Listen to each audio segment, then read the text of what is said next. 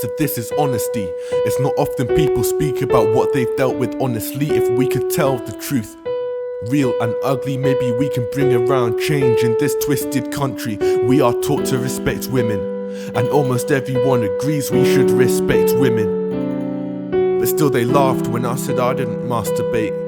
There's no harm in it, it's just a bit of play. And I was young and curious, so I felt like I should start. And yet it felt good, but never good for my heart. And the men in those videos, I wished I could be them. That's how they want you to feel, how they want you to see them. I always knew this was wrong, but I did it anyway. And I regretted every time. I had no choice like a slave, but I could do what I wanted to do. But what happens when you don't want to want something, but you still do? So I felt like a slave, cause I felt like I had no choice over decisions I made. I had to follow my body's desire, I didn't want to. So my heart kept on being torn again in two. And then it hit me, Jase, you're better than this. You are the master of this body, not your hungry penis. You've twisted your view of women, sex and intimacy, and you want to be a husband, father, the best one you can be. So I had to stop, I was destroying myself.